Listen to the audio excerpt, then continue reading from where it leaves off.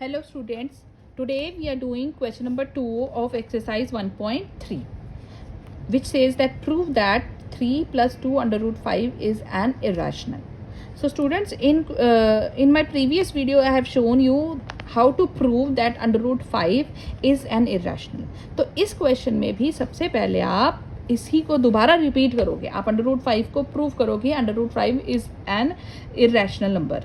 ठीक है, तो वही तरीका है जैसे पिछला क्वेश्चन, जो क्वेश्चन नंबर 1 है, आधा हमारा ये क्वेश्चन नंबर 1 ही है, उसके बाद हमारा फॉरवर्ड आगे चलेगा. ठीक है, हम कहेंगे वही लिखेंगे, हम लिखेंगे let under root, contradiction method से चलेंगे, let under root 5 is a rational number and under root 5 is equal to a upon b where a and b are co-prime. Co-prime means इनके कोई भी आपस में फैक्टर्स और नहीं है, लीस्ट कट चुके हैं, इसके आगे कटिंग नहीं होगी. ठीक है, where b is not equal to 0. ये हमारी कंडीशन होती है रैशनल की कि जो आपका डिनोमिनेटर है वो 0 नहीं होना चाहिए.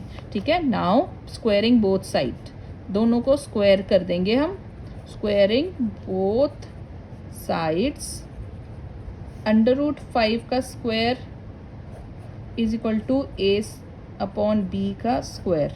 अंडर रूट 5 का स्क्वायर 5 हो जाएगा, a square upon b square. तो आप क्रॉस मल्टीप्लाई करोगे, 5b स्क्वायर, इसको यहाँ पे ले गए, is equal to A square.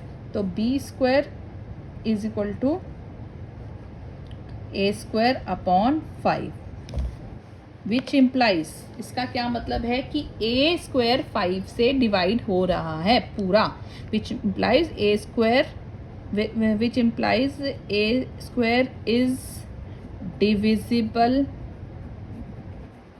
Bye 5. Therefore A is also divisible by 5. या आप यहाँ पे लिख सकते थे this implies 5 is a factor of A square and therefore A 5 is a factor of A also. क्योंकि अगर कोई नंबर किसी के स्क्वायर को कट करता है तो वो उसके स्क्वायर रूट को भी कट करता है. ठीक है, therefore A is also divisible by 5. अब आपने क्या करना है, अगर ए 5 से डिविजिबल है तो हम मानते हैं कि let a is equal to 5c. जैसे मैं, अगर आप ये समझने के लिए, ये वाले सारे स्टेप समझने के लिए बेटा आप पिछली वाली वीडियो देखो क्वेश्चन नंबर 1 की, उसमें मैंने ये सारे स्टेप्स आपको समझाए हुए हैं कि let a is equal to 5c, क्योंकि a 5 से डिवाइड होता है, तो 5 से डिवाइड होता है, तो मैंने ये मान लिया कि a को 5c मान लिया, where c is an integer. ठीक है, मान लो कि अगर वो 5 से डिवाइड होता है, मान लो ये 125 है, तो मैंने इसको 5 इंटू मल्टीप्लाई करके आपको कर दिया कि भाई 5 से डिवाइड हो रहा है. c is an integer. ठीक है, अब इसको a is equal to 5c को मैं पुट करने जा रही हूँ इसमें दोबारा से, इसको आप स्टार मानेंगे. ठीक है, put this value in star. अब स्टार में पुट करेंगे, a is equal to 5c, 5b square is equal to a की जगह क्या आ जाएगा 5c फुल का square. 5b square is equal to 25c square. ठीक है, तो 5 यहाँ पे मल्टीप्लाई हो रहा है, इधर जा करके डिवाइड हो जाएगा, तो b square is equal to ये 5c स्क्वायर. इसका मतलब क्या हो गया कि b भी अगर 5, अब मैं इसको यहाँ पे डिवाइड करूँगी, इसका मतलब b भी आपका 5 से डिवाइड हो रहा है ना. आ गया समझ में? This implies 5 is a factor of b square, therefore 5 is a factor of b also.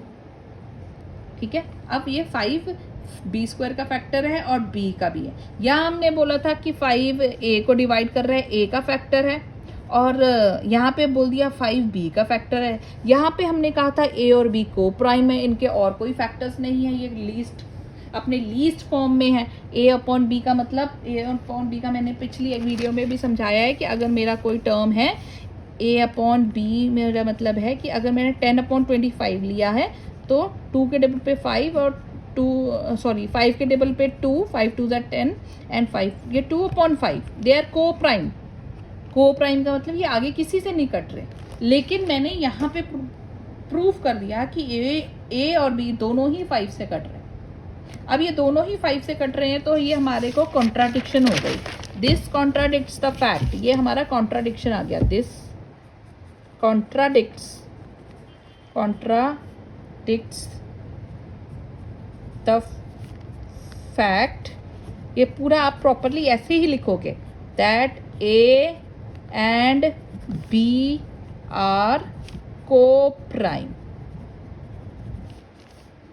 ठीक है, so √5 can not be a rational number. तो ये जब कॉन्ट्राडिक्ट हो गया तो हमने माना था कि √5 इज अ रैशनल नंबर, लेकिन अब हमारा कॉन्ट्राडिक्ट हो गया कि √5 is not a rational number.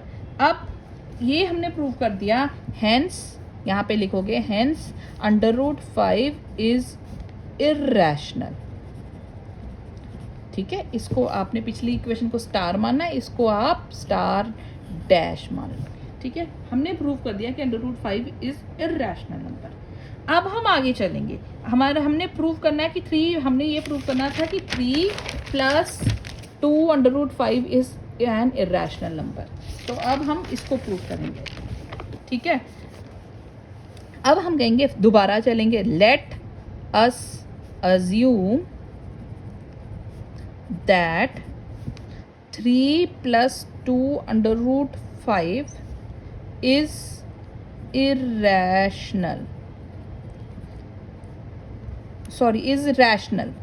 अब हमने प्रूव करना है कि 3 + 2 √5 रैशनल है, इर्रेशनल है। तो हमने उल्टा ही वही अजम्पशन कॉन्ट्राडिक्टरी मेथड ले लिया, उल्टा ले लिया कि लेट अस अज्यूम कि 3 + 2 √5 इज रैशनल। ठीक है, अब और सच दैट, ये रैशनल है, सच दैट, तो रैशनल होगा 3 + 2 √5 रैशनल नंबर होगा, तो वो किसके इक्वल होगा, ए अपॉन बी। ठीक है, where a and b are, वही आपकी condition, coprime and b not equal to 0। A और बी को प्राइम है और बी 0 के इक्वल नहीं है। आया समझ में? ठीक है, तो अब आप आगे सॉल्व करेंगे। 2 √5 is equal to a upon b, ये 3 प्लस हो रहा है, इधर जाके क्या हो जाएगा, माइनस। ठीक है, आप एलसीएम लेकर के इसका क्या हो जाएगा, a - 3b अपॉन b। अब ये 2 यहाँ मल्टीप्लाई हो रहा है, इधर जाके क्या हो जाएगा, √5 equal to a - 3b upon 2b। ये आ गया। अब बेटा हमने a और b को हमने इंटीजर माना था। यहाँ पे मैं लिखना इसको भूल गई, यहाँ पे आपने मानना है where a and b are coprime integers. Coprime यहाँ पे इंटीजर्स जरूर लिखना है। ठीक है, तो यहाँ पे हम अब हमारा √5 की वैल्यू देखो क्या आ गई, a - 3b अपॉन 2b, ये चीज आ गई।